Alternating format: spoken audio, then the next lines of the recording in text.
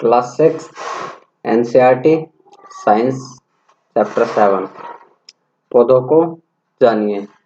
पौधों के बारे में इसमें पढ़ेंगे और पौधों की जानकारी लेंगे। क्या क्या पौधों के अंदर भाग होते हैं, क्या क्या कार्य होते हैं उन भागों के, उनके बारे में जानेंगे इस अध्याय के अंदर। कुछ पौधे छोटे, कुछ विशाल होते हैं। विशाल मतलब बड़े होते हैं, ठीक है। कुछ पौधे छोटे होते हैं, कुछ पौधे विशाल होते हैं, बड़े होते हैं।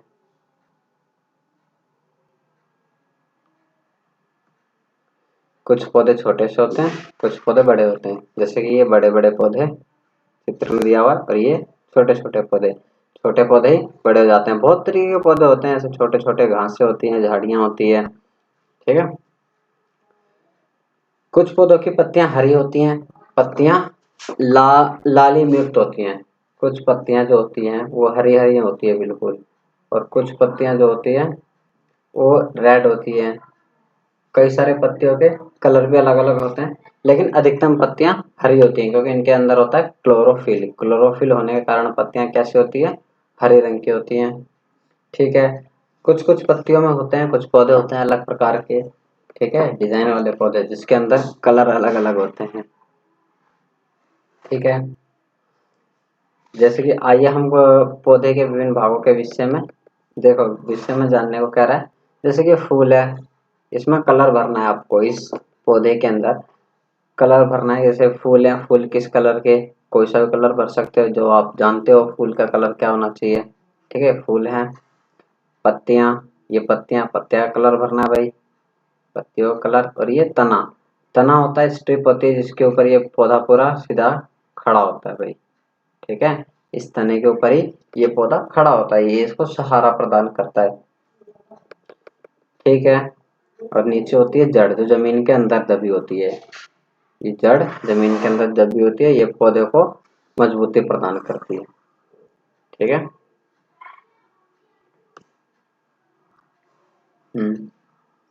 देखो भाई, पौधे मुख्यतः शाख, झाड़ी एवं वृक्ष, इन तीन मुख्य रूप से, इन तीनों में हम वर्गीकृत करके समझने का प्रयास करते हैं। अलग अलग इन तीन हिस्सों में बांट दिया। अलग अलग हिस्से को हम बारी बारी क्रम वाइज पढ़ते चले जाएंगे और समझते चले जाएंगे आसान भाषा में।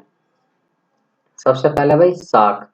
शाख होते कैसे हैं भाई, देखो शाख होते हैं ऐसे पौधे, छोटे छोटे पौधे जिनके अंदर बहुत सारी टहनियां होती हैं, ठीक है, जिसके अंदर बहुत सारी टहनियां होती है।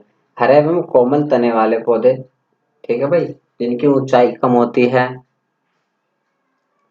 उनकी ऊंचाई कम होती है और अधिक मोटे नहीं होते, ठीक है। शाखाएं भूमि के बाद पास तने के आधार से अथवा कुछ ऊंचाई के बाद निकलनी शुरू हो जाती है। जैसे ये तुरंत बहुत सारी शाखाएं निकलने शुरू हो जाती हैं, ठीक है। खरपतवार क्या होते हैं, खरपतवार देखो, अगर हमने कोई पौधे लगाए, हमने कुछ मान लो कि गुलाब के पौधे लगा दिए, लेकिन उसके अंदर नीचे जो घास उग जाती है, कोई पौधा लगाने के बाद कोई हमने फूल का पौधा लगा दिया, ठीक है, और उसके अंदर जो कोई अगर घास उग जाती है, वो सारी घासें क्या कहलाती है भाई, खरपतवार। ये सारे के सारे क्या हो जाएंगे भाई, खरपतवार हो जाएंगी, ठीक है। जो हमने पौधा लगाया है, जो घास फूस बिना उगाए अपने आप ही जमीन में उग जाती है भाई, वो सारी होती है खरपतवार। और किसान जो होते हैं खेतों में से खरपतवार बाहर निकाल देते हैं। वो खरपतवार इसलिए बाहर निकालते हैं क्योंकि हम जो पानी देंगे, खाद देंगे, वो सारा का सारा खाद हम किसके लिए देते हैं भाई, हम अपने पौधे के लिए देते हैं, जो हम लगा रहे हैं, जो हम फसल उगा रहे हैं। लेकिन उसके अंदर मौजूद क्या है, ये खरपतवार जो मौजूद है, ये उन सब का उपयोग करेंगे। वो ये सारा सारी एनर्जी ये ले लेंगे, सारा खाद पानी हमारा ये खा जाएंगे। तो भाई पौधे के लिए कम बचेगा, या पौधे को बाद में मिले, ये लोग पहले खा जाएं। इसीलिए हम इन पौधों को हमेशा बाहर निकाल के फेंक देते हैं भाई, खेतों से बाहर निकाल देते हैं। अगर ये खेतों में मौजूद रहेंगे तो हमारा नुकसान करेंगे, इसीलिए खरपतवार को समय समय पर सफाई करते रहते हैं और निकाल दिए जाते हैं खेतों से, ठीक है। ये खरपतवार होते हैं जो हम नहीं उगाते फिर भी उगाते हैं, घास भूस होती हैं, ठीक है। शाख, झाड़ी एवं वृक्ष, हरे एवं कोमल तने वाले पौधे शाख कहलाते हैं, ठीक है भाई। शाख, हरे एवं कोमल तने वाले। तना क्या होता है भाई, बीच में जो ये डंडी सी होती है ना, ये कहलाता है भाई तना। बीच में जो डंडी सी होती है इसको बोलते हैं तना। ठीक है। ये सामान्यतः छोटे होते हैं और अक्सर इनमें कई शाखाएं होती हैं। देखो भाई, तना होता है बीच में और शाखाएं होती हैं इनकी डंडियां जो साइड साइड से निकलती हैं, टहनियां होती हैं छोटी छोटी सी। ये सारी की सारी कहलाती है भाई शाखाएं, और इसके अंदर बहुत सारी शाखाएं होती है। ठीक है, ये सारी कहलाती हैं क्या, शाख। ये सभी के सभी शाख कहलाती हैं, और ये छोटे होते हैं, अधिक ऊंचाई नहीं होती, छोटे कद के पौधे ही होते हैं ये। कोमल होते हैं, बहुत हरे होते हैं। ठीक है। फिर इनके बाद भाई आता भाई झाड़ी। इसी चित्र में समझा देता हूँ भाई। बी, बी में है क्या, झाड़ी। ये होती है भाई झाड़ियाँ। इनकी भी ऊंचाई अधिक नहीं होती है। ठीक है, और इसमें भी बहुत पत्ते होते हैं, बहुत पत्तियां होती हैं, पतली पतली टहनियां होती हैं। ये झाड़ी होती हैं पूरी। ठीक है। और सी में आता है भाई वृक्ष, ट्री, पेड़। पेड़ होता है भाई, इसकी ऊंचाई इन दोनों से ही काफी अधिक होती है। काफी ऊंचे ऊंचे पौधे होते हैं ये। ठीक है, इनकी ऊंचाई क्या होती है, ज्यादा होती है इन पौधों के मुकाबले। और इनके जो टहनियां होती है वो यहाँ से नहीं उगती है, इनकी टहनियां ऊंचाई पर जाने के बाद निकलती हैं भाई। इनकी शाखाएं जो होती है ऊंचाई पर जाने के बाद, ऊंचाई पर पहुंचने के बाद, एक निश्चित ऊंचाई के बाद इसके अंदर से शाखाएं निकलती हैं। जबकि इनमें क्या था भाई, तुरंत शाखाएं निकल जाती हैं। इसकी शाखाएं ऊपर तक, यहाँ तक कोई शाखाएं नहीं रहेंगी, इसके बाद ही शाखाएं इसके अंदर आएंगी। इन्हें बोलते हैं भाई वृक्ष। और इसके अंदर क्या होता है भाई, जैसे कि इसकी जो ये इसका जो तना था ये बहुत पतला था, इसका तना थोड़ा सा मोटा होता है भाई। ठीक है, झाड़ी के तने जो शाख के तने से थोड़ा सा मोटा होता है, लेकिन इसका काफी मोटा होता है भाई इसका तना। ठीक है, क्योंकि ये जो वृक्ष है ये काफी ऊंचाई के होते हैं, बहुत बड़े होते हैं, काफी लंबे समय तक होते हैं।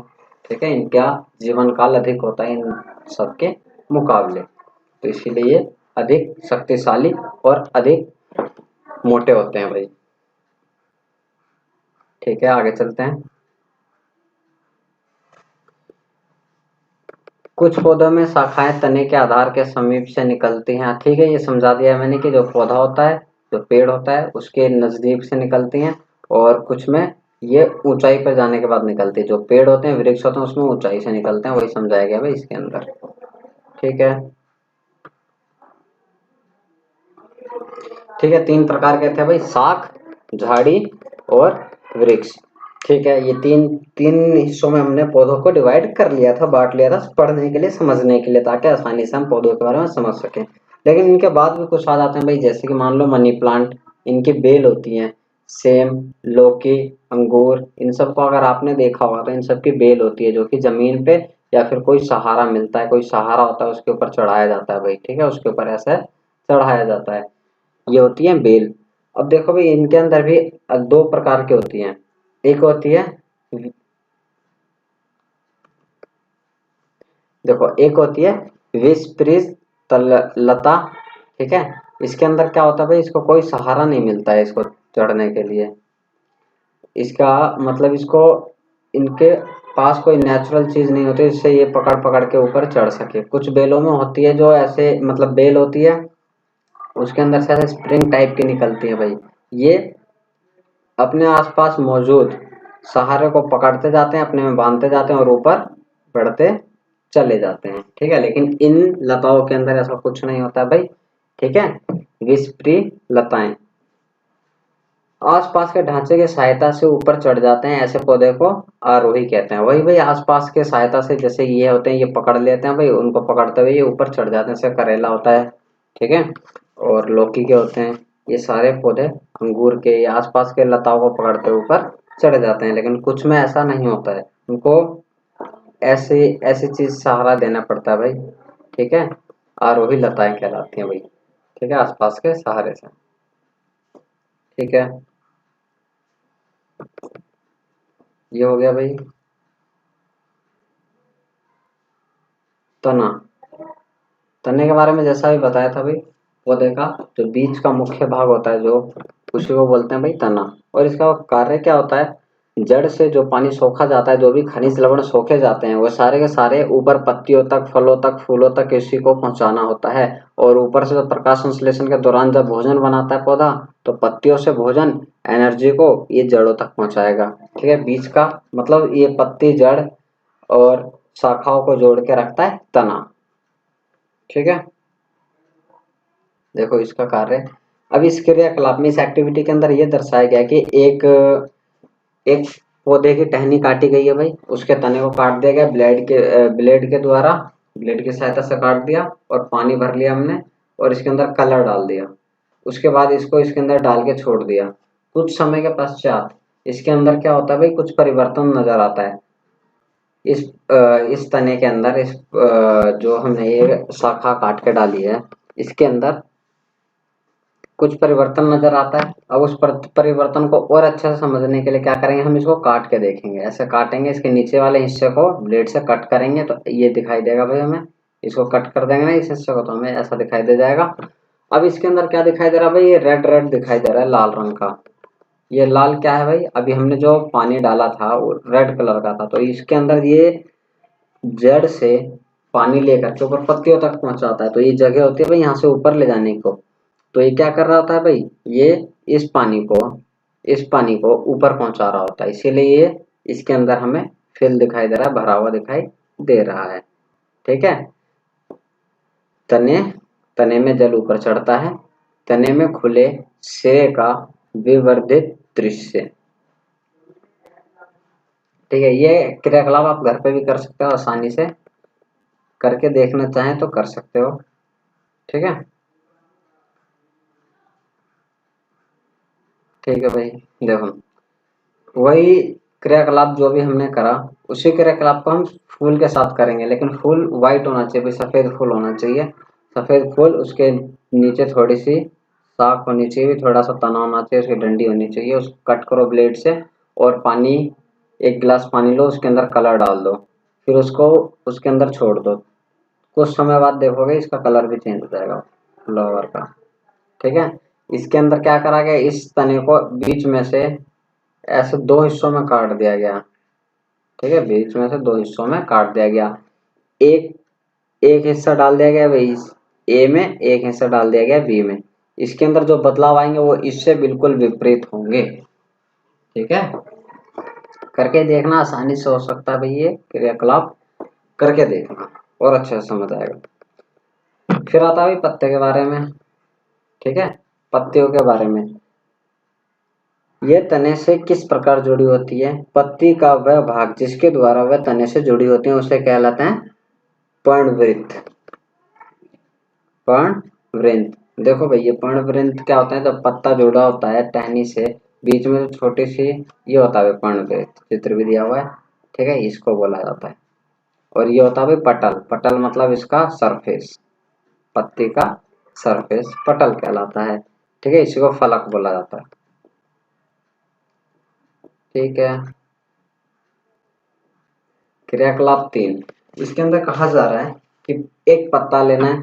आप पत्ता ले सकते हो, एक पीपल का पत्ता ले लेना। ठीक है, उसको पलट करके इस कागज के पीछे, किसी सफेद कागज के पीछे रखना है और कागज हाथ से दबा लेना है ताकि कागज हिले ना, और उसके ऊपर अपनी पेंसिल से स्क्रैच करते रहना, जैसे पैसे को छापते हैं ना नीचे रख के, उस तरीके से छापना। तो पत्ते के अंदर जितनी भी उसके अंदर की सिरा दिखाई देंगी वो सारी सारी छप जाएंगी भाई। ठीक है, उसके अंदर जो पत्ते के अंदर जो भी सिराएं होती है भाई, ठीक है, उसके अंदर ऐसे ऐसे सिराएं होती है ना पत्तों के अंदर। ठीक है, उस उनको बोलते हैं सिरा। इसके बीच वाली जो होती है ये मोटी वाली, उसको मध्य सिरा। ठीक है, और किनारे किनारे वाली हल्की हल्की जो होती है सिरा विन्यास कहते हैं भाई। इसको छापोगे कागज के ऊपर तो पूरा उसका प्रिंट दिख जाएगा, बिल्कुल साफ साफ नजर आ जाएगा भाई। ठीक है, इसी को जालिका कहते हैं, पूरा जाल बन जाता है भाई इनका, ऐसे ऐसे ऐसे बहुत सारे होते हैं भाई, इसमें इनका जाल तैयार हो जाता है। इसको जालिकाएं कहते हैं। इसके अंदर साफ साफ दिखाई दे रखा भाई, ये देखो ये है ना मध्य सिरा, ये छप जाता है कॉपी के ऊपर। पत्तियों में शिराएं विन्यास समांतर जलिकाएं, देखो भाई इसके अंदर साफ साफ कहा जा रहा है, एक होती है समांतर, एक होता है जलिका रूपी। ये जलिका रूपी है, जलिका रूपी मतलब कि इसके अंदर ऐसे जाल बनना चाहिए। ये निकल गया भाई। अब इनमें से भी ये होगा भाई ऐसे, तो ये एक जाल की तरह हो जाएगा, पूरा जाल तैयार हो जाएगा इसके अंदर। ठीक है। और इस पत्ते के अंदर अगर ऐसा हो गया, या मान लो कोई घास का पत्ता लोगे, घास लोगे, तो उसके अंदर भाई बिल्कुल सीधी सीधी, ठीक है, इसके अंदर सीधी सीधी एक दूसरे का समांतर, किसी को टच नहीं करेंगी ये लाइनें, बिल्कुल सीधी जाएंगी। थोड़ी टेढ़ी हो जा रही है भाई, बिल्कुल सीधी सीधी, जैसे स्केल से खींची जाती है ना सीधी सीधी लाइनें, ऐसे ऐसे होंगी भाई। ठीक है। ये पत्ता है, इसके अंदर जलिका रूपी है, और ये समांतर है, समांतर शिरा विन्यास। ठीक है। ये जलिका है और ये समांतर शिरा विन्यास। जिसकी पत्तियां जलिकाएं वाली होती है, उसकी जो जड़ होती है वो सीधी ऐसे होती है भाई, मूसला जैसे मूली की तरह होती है, मूली गाजर। और ये, ठीक है, और ये जिसके पत्तों में सीधे सीधे होते हैं शिरा विन्यास, उसके अंदर जकड़ा जड़ होती है भाई, ऐसे बहुत सारी जड़ होती है, कोई मुख्य जड़ नहीं होती है भाई इसके अंदर। ठीक है। और जड़ के बारे में आगे दे रखा है इसी अध्याय के अंदर, इस चैप्टर के अंदर अच्छे से जड़ को समझाया गया है। ठीक है। उसमें आएंगे तो उस पर और बात कर लेंगे जड़ पे। ठीक है। क्रियाकलाप 4, इसके अंदर देखो मैं समझा दे रहा हूँ। ये एक पौधा लेना है, ठीक है, उसमें एक पॉलीथीन ऐसे पहनानी है, इसके ऊपर कुछ पत्तियों के ऊपर इसको बांध देना है, एक खाली पॉलीथीन को भी ऐसे ही बांध देना है। ठीक है, उसको भी बांध देना है। फिर कुछ समय पश्चात देखोगे इसके अंदर पानी की छोटी छोटी बूंदें नजर आएगी इस पॉलीथीन के अंदर। इस पॉलीथीन के अंदर भाई पॉलीथीन बंधी हुई है, पानी कहाँ से आ गया? पानी देखो इससे आया कि पौधे की जो पत्तियां थी इसके अंदर पानी था भाई, जड़ में पानी आता है ना, पौधे के पानी सोखता है, तो पत्तियों में पानी था और धूप आ रही है, तो धूप के कारण क्या होगा, इसके अंदर से वाष्पोत्सर्जन होगा, पानी उड़ेगा, भाप बन के उड़ेगा, तो कहाँ जाएगा भाई? पन्नी से तो पैक है, तो इसी पन्नी की दीवारों पे टच हो जाएगा भाई, पन्नी के सरफेस पे छोटी छोटी पानी की बूंदे लग जाएंगी। ठीक है। और जो ऐसे पन्नी रखी हुई है भाई, इसके अंदर कुछ भी नहीं होगा, ये जैसा का तैसा ही रह जाएगा। ठीक है। और ये हुआ भाई किससे? वाष्पोत्सर्जन से। ठीक है। वाष्पोत्सर्जन क्या होता है? पानी जब जब पानी के ऊपर पानी होता है, उसके ऊपर धूप पड़ती है या उष्मा मिलती है, ठीक है, क्या होता है? पानी भाप बन के ऊपर उड़ जाता है। ठीक है। जैसे कपड़े सूख जाते हैं ना, सारा पानी सूख के ऊपर उड़ जाता है, पानी गर्म करते हैं तो भाप निकलती है उसमें से। ठीक है। ठीक है, आगे चलते हैं, देखते हैं आगे क्या है।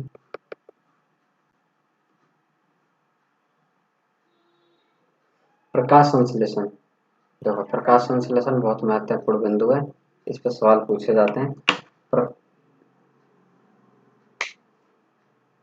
प्रकाश संश्लेषण जो है पौधे द्वारा भोजन बनाने की क्रिया है। इसके अंदर कब होता है प्रकाश संश्लेषण? जब सूर्य का प्रकाश हो, पत्तियों में क्लोरोफिल उपस्थित हो, जल हो, कार्बन डाइऑक्साइड हो। ठीक है। ये सभी की उपस्थिति में पत्तियां प्रकाश संश्लेषण करके भोजन तैयार करते हैं। ठीक है। जल, कार्बन डाइऑक्साइड, सूर्य का प्रकाश और हरित लवक यानी कि क्लोरोफिल, जो पत्तियों को हरा दिखता है ना भाई, इसके अंदर क्लोरोफिल होता है, इनकी उपस्थिति होगी भाई। ठीक है। तो फिर क्या हो जाएगा? ये प्रकाश संश्लेषण करेगा, और इस प्रकाश संश्लेषण की क्रिया के दौरान ही ये अपना भोजन तैयार करता है, और ये पत्तियों में होता है मुख्यतः। ठीक है। पत्तियों से जल की कुछ मात्रा का हाथ से वाष्पोत्सर्जन द्वारा होता है। हाँ देखो, ऐसा होता है भाई, पत्तियां जो होती हैं भाई वो स्थिर होती हैं भाई। ठीक है। पौधा स्थिर होता है, तो पत्तियों पे लगातार निरंतर धूप पड़ती रहती है, तो उससे क्या होता है भाई, इसमें से वाष्पोत्सर्जन हो जाता है, इसमें से पानी जो होता है इसके अंदर का वो ऊपर उड़ जाता है। तो कई बार देखा हो गर्मियों के टाइम में कि पौधा जो होता है दोपहर के समय मुरझा जाता है भाई। ठीक है। लेकिन जब शाम को पानी डालते हैं तो फिर दोबारा से वो वापस खिल उठता है भाई अपनी ताजगी के साथ। ठीक है। धूप पड़ता है तो डाउन हो जाता है थोड़ा सा।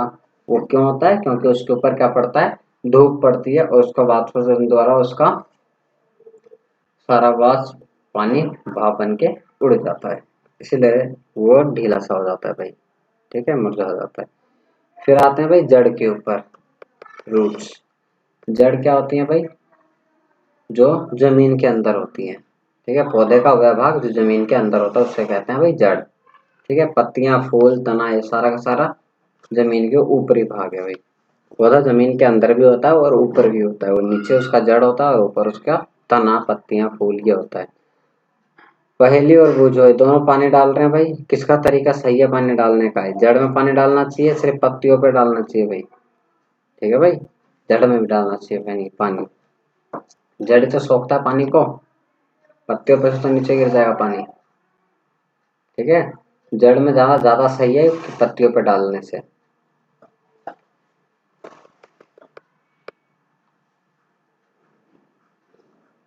ठीक है भाई, इसके बाद जड़ की क्या भूमिका है भाई? देखो, दो पौधे लेने हैं, ध्यान रहे कि उन दो पौधे को उखाड़ना भाई। ऐसा खरपतवार खराब पौधे उखाड़ लेना, उसमें से एक को जड़ खराब नहीं होनी चाहिए और एक को मिट्टी में लगाना है भाई, गमले में लगाना, दूसरे की जड़ काट देना फिर मिट्टी में लगाना, फिर पानी डालते रहना दोनों में। कुछ समय बाद देखना क्या होता है भाई, इन दोनों में क्या परिवर्तन आएगा। जिसके अंदर जड़ होगी वो पौधा तो चल देगा भाई, लग जाएगा। ठीक है, जिसके अंदर जड़ नहीं होगी वो पूरी तरह खत्म हो जाएगा, सूख जाएगा। मतलब जड़ की क्या भूमिका है समझ गए? बिना जड़ के पौधा नहीं रह सकता। ठीक है, जड़ होगा जब भी पौधा रहेगा, नहीं तो नहीं रहेगा पौधा। ठीक है, ठीक है। जड़ जमीन में से खनिज लवण सोखता है, पानी सोखता है, फिर पौधों को, तने को देता है, तने से ऊपर पत्तियों तक पहुंच जाता है। देखो भाई, इसके अंदर जड़ों के बारे में बताया गया भाई। कुछ अनाज के दाने लेने हैं, उनको भिगो देना है, ठीक है, और रुई के अंदर रख देना है। अब क्या होगा भाई, इसकी जड़ जो निकलेंगी वो जड़ रुई के अंदर अंदर चली जाएगी। अब क्या होगा कि अगर आप इसको अलग करके देखते हो, जड़ इसमें से, इस दाने को निकालते हैं रुई में से, तो थोड़ा आपको सावधानी बरतनी पड़ेगी, खींचना पड़ेगा। क्यों? क्योंकि जड़ जो होती है पकड़ के रखता है, ठीक है, लपट जाता है भाई। और इसी तरह यही भूमिका निभाता है भाई, जमीन के अंदर जड़ स्थिर रखता है भाई, पौधों को स्थिर रखने में भूमिका निभाता है, पकड़ के रखता है। इसीलिए कोई पौधा निकालोगे तो थोड़ा सा बल प्रयोग करना पड़ेगा, तब जाके खींचे। और कई पौधे तो उखड़ेंगे भी नहीं भाई, क्योंकि वो मजबूत, उनकी जड़ पकड़ चुकी होती है जमीन को। ठीक है,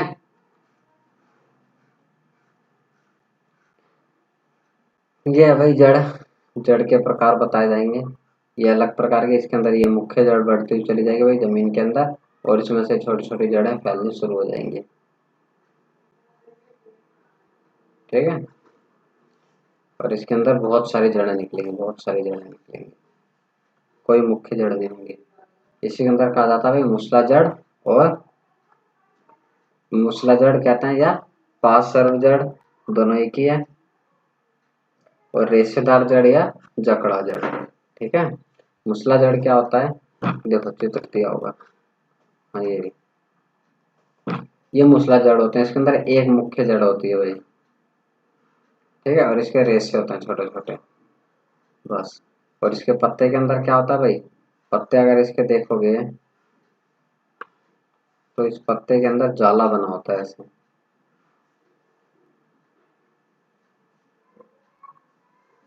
ठीक है, अगर पत्ते में जाला बना है तो जड़ बिल्कुल सीधी है। ठीक है, अब इसके अंदर देखो ये झकड़ा जड़ है भाई, ठीक है, रेशेदार। इसके अंदर कोई मुख्य जड़ नहीं है। इसमें अगर ये जड़ कट गई तो पौधा सूख जाएगा। इसके अंदर अगर कोई जड़ कट गई तो पौधा नहीं सूखेगा, और भी तो जड़ है इसकी। ठीक है, और इसके पत्तियों के अंदर देखोगे, अगर इसकी पत्ती देखोगे तो पत्तियों के अंदर तुम्हें मिलेगा भाई बिल्कुल सीधा सीधा सीधा। ठीक है भाई, सीधी सीधी सिराएं मिलेंगी। अगर सीधी सीधी सिराएं तो मतलब जड़ क्या है भाई? बहुत सारी है। ठीक है, ये समझने में आसान रहते हैं भाई, समझ सकते हैं हम। बिना पौधे को उखाड़े कि इसकी जड़ किस प्रकार की होगी, देखना है एक बार, पौधे को देख के समझना और अच्छे समझ आएगा भाई। ठीक है, बिना पौधे को उखाड़े पहचान सकते हैं इसकी जड़ कैसी होगी।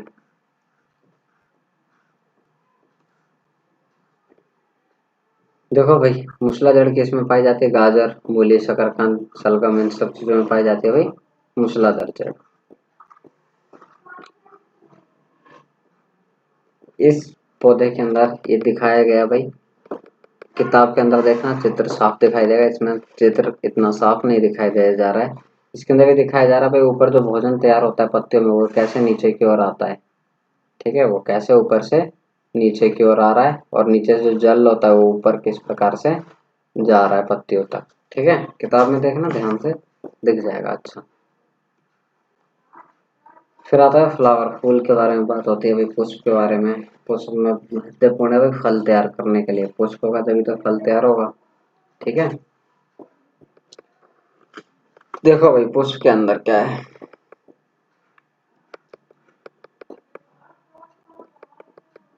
देखो ये गुलाब का पुष्प लिया गया है,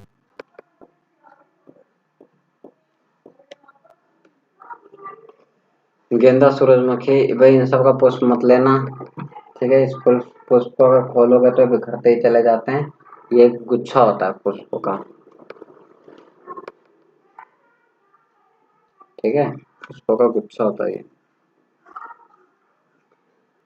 देखो भाई चित्र चित्र में ही समझा देता हूँ भाई मैं। ठीक है, ये पंखुड़ियां होती है फूल की, ये खिला हुआ फूल है और ये कली है।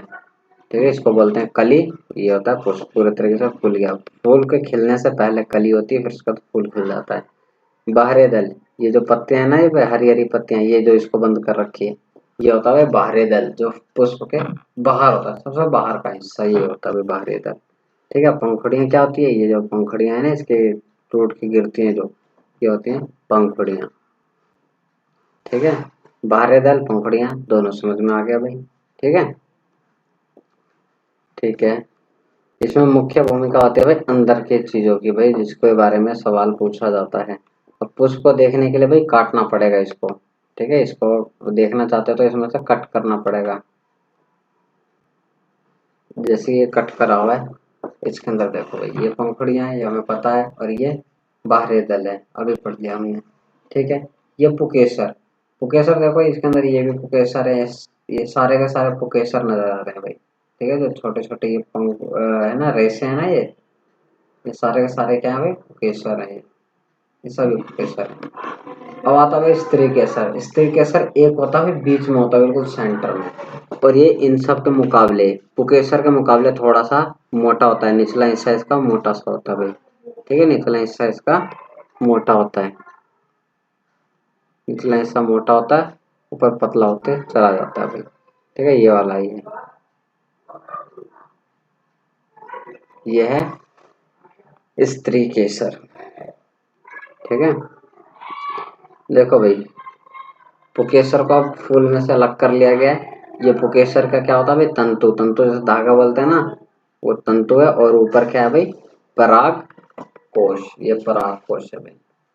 ठीक है, ये पुष्प के भाग हैं, नाम पूछे जाते हैं, या तो पुष्प बना मिल जाएगा, उसके अंदर नाम भरने पड़ेंगे, तो ध्यान रखना ये तंतु होता है। ये पूरा का पूरा क्या कहलाता है भाई, पुकेसर। इसमें तंतु और ये ऊपर का पराग कोश। ठीक है, ये ऊपर वाला हिस्सा पराग कोश। ठीक है, अब आता है स्त्री केसर के भाग के बारे में। जैसे पुकेसर के भाग पढ़ लेना, तंतु और परागकोश, उसी तरीके से स्त्री केसर के भी भाग होते हैं। ठीक है, स्त्री केसर का सबसे ऊपर क्या होता है भाई, वर्णित क्रांग, और उसके नीचे वाला हिस्सा होता है भाई वर्तिका, वर्तिका। ठीक है, नाम याद रखना भाई, पूछ लिए जाते हैं। और फिर इसके नीचे आता है भाई अंडाशय। अंडाशय को और अच्छे से देखना है तो भाई इसको कट करना पड़ेगा। इस चित्र के अंदर दे रखा है ना भाई, कट करके, इसके अंदर ये बीज, बीजाणु होते हैं भाई, बीज बनते हैं इसके अंदर। ठीक है, इसको कट करके देखा जा सकता है, बहुत छोटा होता है, लेकिन सावधानी से देखना चाहो तो दिखाई दे जाएगा भाई। ठीक है, आंतरिक भाग में होता है भाई स्त्री केसर, पुष्प के सबसे आंतरिक भाग में होता है स्त्री केसर, इसी के अंदर ये अंडाशय होता है भाई। ठीक है, बताया ना, अंडाशय, इसको काटा जाएगा भाई और उसके अंदर दिखा दिया जाएगा भाई अंडाशय को, ये दिखाया गया। यहाँ पे बनेगा भाई, इसी में ही बीज बनते हैं।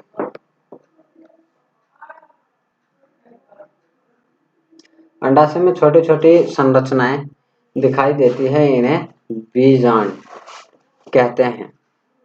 ठीक है भाई, इन्हें बीजांड कहते हैं। ठीक है, और क्या दे रखा है भाई आगे। ठीक है भाई, चैप्टर इतना ही था। आम पुष्पों के कार्य देखो भाई, अब क्या हो गया भाई, हम पौधों के अंदर पुष्प के बारे में, पत्तियों के बारे में, तने के बारे में और जड़ के बारे में हमने बेसिक आधारभूत ज्ञान ले लिया भाई, नॉलेज ले ली। अब इसी के ऊपर, इसी ज्ञान के ऊपर आगे की क्लासों में चैप्टर मिलेंगे, और अच्छे से ज्ञान में और अच्छे से समझाया जाएगा भाई। फलों के बारे में समझाया जाएगा आगे की क्लासों में, फलों के बारे में समझाया जाएगा भाई। ठीक है, और क्लास चेंज होती रहेगी, बढ़ते जाओगे 7वीं 8वीं 9वीं में, तो धीरे धीरे और डीपली इसको समझा दिया जाएगा। ठीक है, ठीक है भाई, समझा दिया गया है। अगर इसमें कोई डाउट हो तो कमेंट में करना, कमेंट कर देना भाई। ठीक है, उसी टॉपिक के ऊपर फिर वीडियो बना करके, ठीक है, आपको और अच्छे से समझाया जाएगा। ठीक है, चलो।